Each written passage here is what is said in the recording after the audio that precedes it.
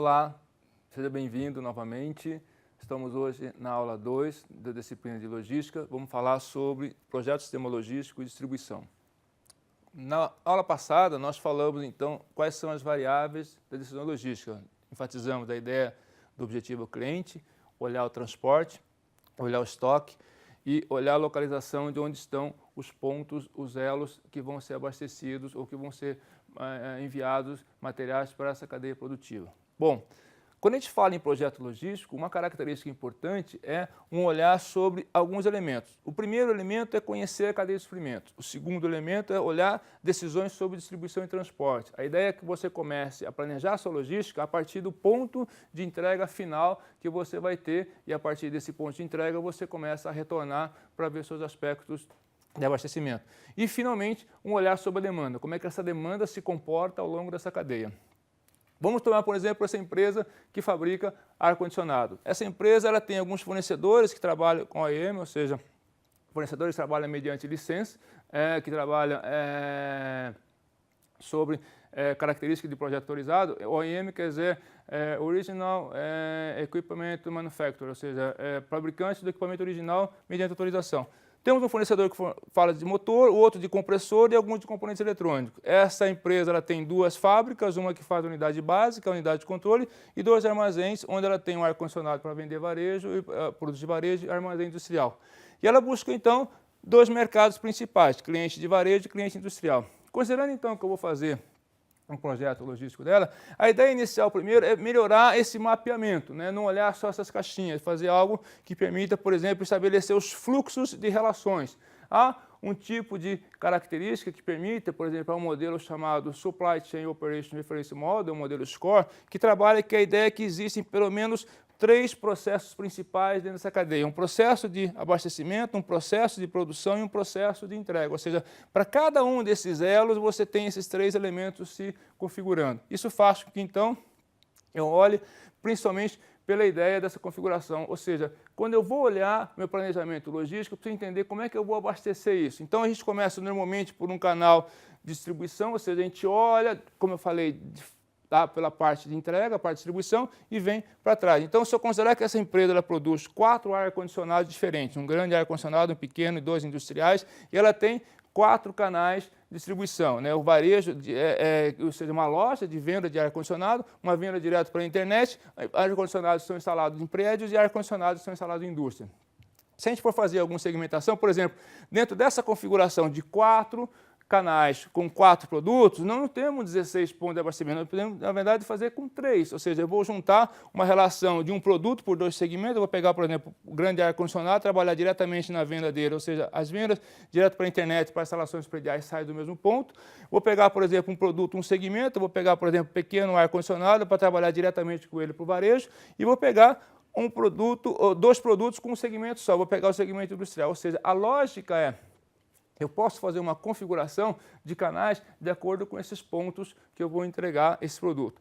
E quando eu penso em termos de distribuição, eu tenho que pensar como é que é a forma que eu vou organizar isso. Então, existem algumas características importantes. Por exemplo, existem vários fornecedores que vão estar colocando para o cliente e, de repente, esses fornecedores fornecem um determinado tipo de característica de produto. Normalmente, quando a gente fala no projeto logístico, a gente transforma aquilo que é o produto em si, ou seja, a característica do produto, por exemplo, geladeiras, televisores, normalmente a gente transforma isso em carga, porque essa carga vai ser o meio que vai ser transportado esse material. Então, quando eu coloco aqui o peso, significa que esses são os pesos que cada fornecedor vai mandar.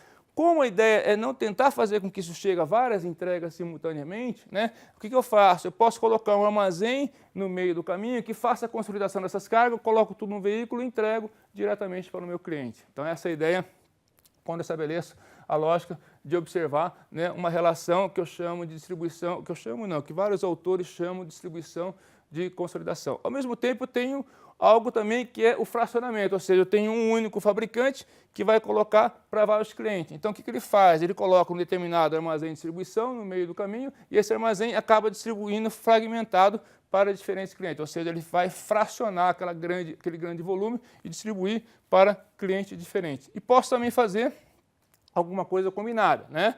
Então, por exemplo, grandes redes de varejos que têm grandes lojas espalhadas por o Brasil, espalhadas por algum determinado estado, pode comprar de diferentes fornecedores, por exemplo, televisão, refrigeradores, determinados tipos de som, né, aparelho de CD, coisas assim. E aí você tem uma ideia de consolidação desses elementos que possam facilitar esse processo. E aí eu posso, quando eu vejo a cadeia, pensando naquela estrutura que nós mostramos na primeira aula, eu tenho também uma diferente conexão que permite essa configuração de distribuição, ou seja, eu posso olhar sempre a partir da entrega de qualquer ponto a partir dessa cadeia ou a partir do ponto de origem dessa cadeia. Uma das características importantes nesse projeto logístico, no planejamento, é o transporte. O transporte é muito importante porque ele acaba sendo um fator de decisão. Normalmente, o transporte pode representar de 1/3 a 2/3 do custo logístico. E o transporte, o que ele é? O transporte é o link que existe nas conexões dos elos. Ou seja, é importante entender que se você não tiver transporte, hoje você não consegue pegar um produto ou uma mercadoria e levar para outro ponto. Existem talvez no futuro outras opções de transporte, mas atualmente nós temos que pensar que a ideia de conectividade que existe entre os pontos da cadeia se dá pelo transporte. Esse movimento de fazer o transporte, estabelecendo o critério da quantidade que eu preciso para repor enquanto esse transporte está vindo, é realmente o grande planejamento logístico, o grande projeto logístico que você deve desenvolver. Claro que tem algumas variáveis que vão ser consideradas junto com essas duas preocupações. Então, quando a gente fala em transporte, os tradicionais são esses aqui, né? Eu tenho transporte terrestre, composto pelo rodoviário e ferroviário, o transporte aquaviário, que é composto pelo marítimo, fluvial. Fluvial significa navegação em rios, e pelo transporte aquaviário lacustre, que significa navegação em lagos. Nós temos também o aeroviário e os dutoviários. Falando um pouco deles, nós temos algumas características que fazem impacto sobre esse transporte. Por exemplo, velocidade, disponibilidade, confiabilidade, capacidade e frequência. E quando a gente pensa em modais, nós temos algumas características que são realmente importantes. Por exemplo, quando eu penso na ótica do rodoviário, ferroviário, aéreo, aquaviário e dutoviário, eu tenho algumas relações de custo, né? Então, por exemplo, o rodoviário tem um custo médio, o aéreo tem um custo alto, enquanto o ferroviário, o aquaviário e o dutoviário têm custos menores, baixos, né? O dutoviário tem custo baixíssimo. Em compensação, em termos de capacidade, né? O rodoviário trabalha, que a gente pode falar de pequenos a médios, né? O ferroviário trabalha com grandes volumes, assim como o aquaviário. Em compensação, o aéreo trabalha com pequenos volumes, porque normalmente tem um transporte mais caro, um transporte mais exclusivo, ao mesmo tempo que ele é mais rápido, né? Variedade de produtos, praticamente todos eles trabalham com uma lógica de algumas restrições de mix, só o dutoviário que acaba sendo restrito porque ele precisa de um fluido para poder fazer com que esse material se desloque, ou seja, normalmente eu tenho ali líquidos, alguma coisa pastosa que facilita esse processo, né? Quando ele é sólido, tem que colocar algum tipo de tubo menor que permite ele fluir sem criar obstáculos ou barreira de movimento. Velocidade, como eu falei, existe uma combinação de velocidade entre eles, sendo que o aéreo costuma ser o mais rápido, né? Dentro desses movimentos, dentro desses modais disponíveis hoje. Temos também a lógica de frequência, ou seja, quanto ele está disponível, né? Nós temos normalmente a ideia básica de todos eles manter uma alta, média, somente o aquaviário, né? Que às vezes não tem uma rota fixa, por exemplo, fazer uma cabotagem, que é uma navegação na costa, é um pouco mais difícil, influência da demanda principalmente. Ter uma rota fixa de navios que vão entre países é um pouco mais difícil, porque às vezes você não tem essa disponibilidade de volume de demanda que permita você trabalhar nessa distribuição. E aí, logicamente, uma cobertura geográfica, né, é importante porque você acaba tendo uma possibilidade. Normalmente, todos os modais conseguem ter uma cobertura mais ampla, com exceção do rodoviário, que depende exclusivamente de obra mais específica. Você já deve ter visto, por exemplo, tubulações de gás, tubulações de petróleo, né, que você acaba visualizando essa forma de movimento e vocês percebem que isso não é possível. Nós temos o gasoduto que vem da Bolívia para o Brasil, mas são algumas características que vão sendo mais difíceis você encontrar, principalmente em questões internacionais. Você vê muito isso em alguns locais específicos. E confiabilidade, né, normalmente eles têm uma confiabilidade de média para alto, né? O que influencia muito é a infraestrutura, né? Principalmente em rodovias não adequadas, né? Por exemplo, rodovias que têm muita restrição, muito limite, muito impedimento de continuidade. Quando a gente olha, né, em termos de infraestrutura e transporte, comparando com alguns países, né, a gente observa, por exemplo, o tamanho da área de cada país, né, e observa, por exemplo, essa lógica de disponibilidade de rodovias. Então, aqui nós temos Brasil, China, Índia, Rússia, Estados Unidos e Canadá. são países que tradicionalmente têm tamanhos geográficos equivalentes, são países grandes. Mas se a gente observar na lógica brasileira, nós vamos perceber que algumas relações entre infraestrutura com área, né, quilômetros de asfalto, sobre quilômetros de ferrovias, nós vamos observar que muitas vezes a gente parece mais um país europeu, né, um país pequeno com proporções inadequadas em função do tamanho da área que nós temos. Então, quando a gente olha essa observação, a gente percebe que há algumas questões que podem ser melhoradas no país nesse aspecto, né? Quando a gente olha, então, a distribuição de matriz de transporte, a gente observa que o Brasil tem uma grande concentração em relação ao modal rodoviário, né? Essa é a proporção percentual que cada um desses modais representa hoje no país. Isso aqui é uma comparação, por exemplo, com os Estados Unidos, que é um país que tem uma área muito proporcional à nossa. Tá? A gente observa, então, que o predomínio no Brasil é rodoviário com baixo uso, né, de ferrovia, com baixo uso aquaviário, principalmente na navegação fluvial. A gente observa também que quando a gente vai olhar o mapa brasileiro, né, algumas características são importantes, né? Por exemplo, se você pegar aqui uma linha e traçar, né, no Brasil aproximadamente aqui, ó, né, e você fizer algo em torno disso, né, algo que daria aproximadamente talvez uns 300 quilômetros, né, em linha reta, alguma coisa assim, nós vamos observar que praticamente 75% a 85% dos mercados brasileiros rodam aqui. Nós temos uma grande área, né, que trabalha com agronegócio no Brasil, né, que fortalece, por exemplo, o crescimento de estados como Mato Grosso, crescimento de estados como algumas regiões do Brasil, são fortalecidas principalmente pelo agronegócio. Mas a dificuldade de escoamento desses produtos para chegar, por exemplo, a portos, né, que são bastante interessantes para você fazer esse escoamento com cargas de maior de volume, consegue ter uma certa dificuldade que prejudica esse processo que a gente vamos chamar de infraestrutura logística. Então, nós temos expectativa, por exemplo, de algumas rodovias estarem conectadas, né, ferrovia Norte-Sul, por exemplo, está entregue agora, provavelmente em janeiro de 2018. Então, algumas características relacionadas ao aspecto de melhoria no Brasil tem sido planejado. O que a gente precisa ver é que um adensamento dessa ocupação de malhas, às vezes, não é tão esperado como nós desejamos, né? Quando a gente faz uma comparação ilustrativa, então, por exemplo, entre a ocupação de ferrovias no Brasil e nos Estados Unidos, a gente observa que o mapa brasileiro se concentra principalmente na costa, enquanto os Estados Unidos, se observa que há um predomínio na costa leste, né? Mas há também um crescimento, uma conexão muito forte na sua costa oeste.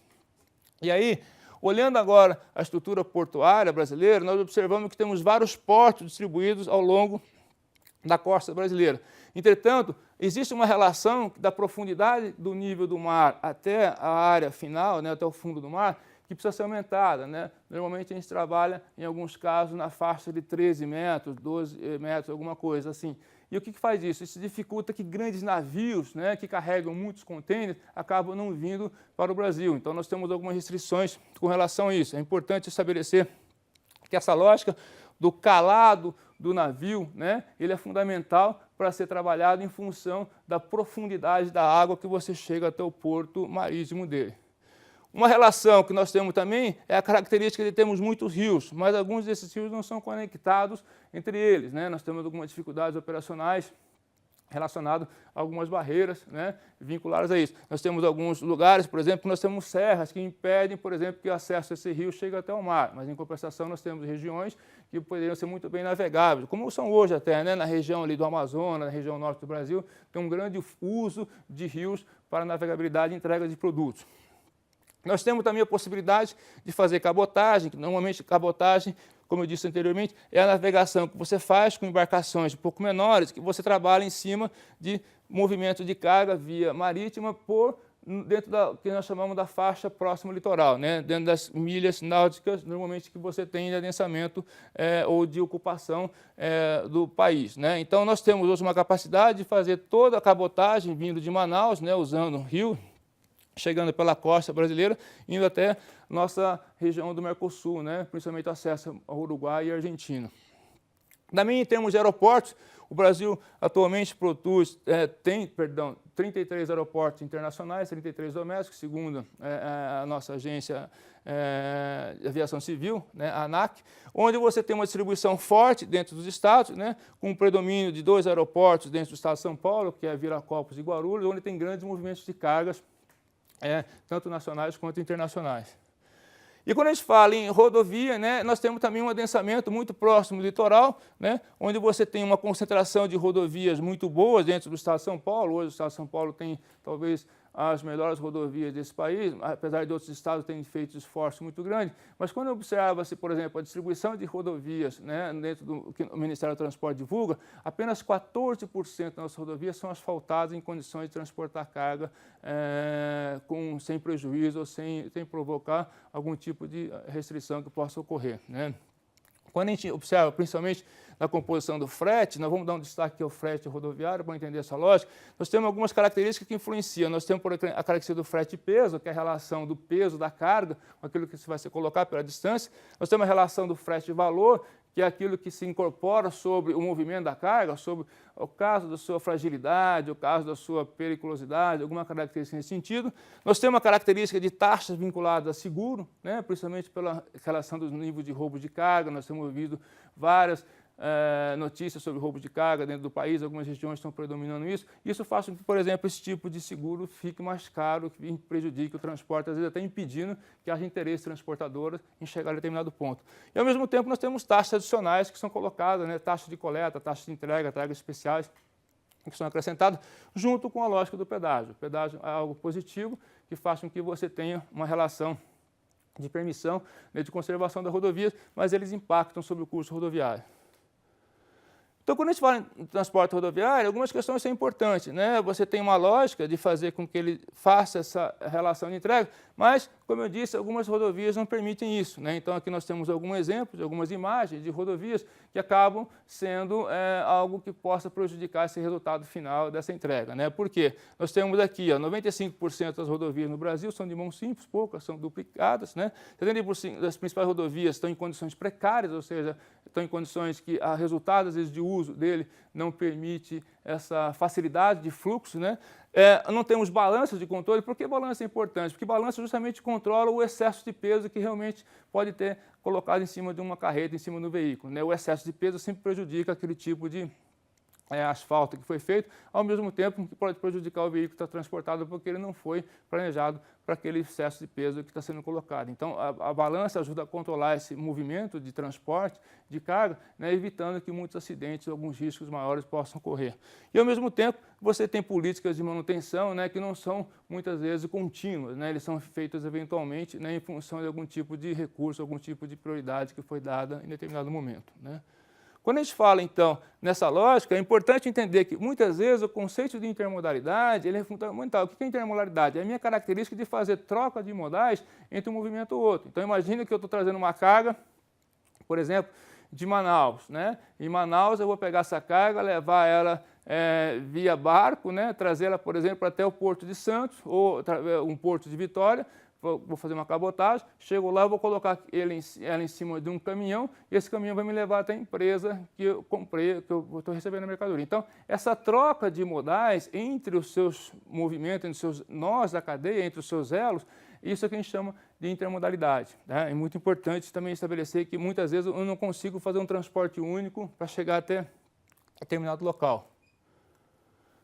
Então, quando eu vou fazer um processo de balanceamento de carga, tem que entender uma coisa também. Muitos dos caminhões, dos veículos que estão circulando no Brasil, lembrando que nós temos aproximadamente 68% de movimento de carga via rodoviário no Brasil, muitos desses veículos, eles acabam andando vazios. Então, a ideia básica é que você consiga fazer um aproveitamento da carga que vai com a carga que volta, né? Isso faz com que eu faça aquele uso de fluxo reverso que nós já comentamos na ideia de fazer com que a logística reversa seja importante. O que é o fluxo reverso?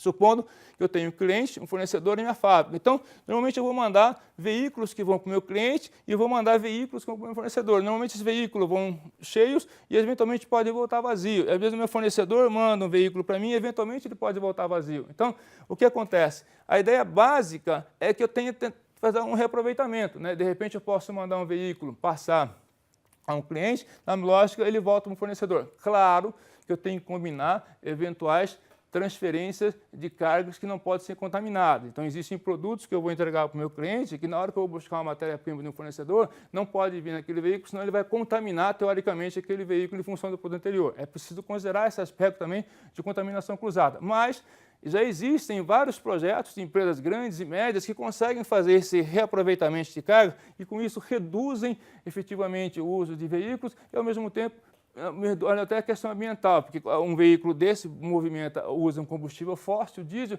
e isso reduz a emissão de CO2, de carbono, no seu processo. Então, quando eu penso em transporte, instalações, né, eu tenho vários modelos de fazer essas rotas. Quais são essas rotas? Essas rotas estão vinculadas a alguns aspectos. Por exemplo, eu posso pegar do meu fornecedor e entregar para os meus varejistas. Eu posso trabalhar com o processo de milk run. O que é isso? Eu faço coleta programada ou entrega programada, eu vou fazendo o que nós vamos fazendo de rodízio, né? Passo de um fornecedor para um cliente, vou para outro cliente, para outro cliente, para outro cliente.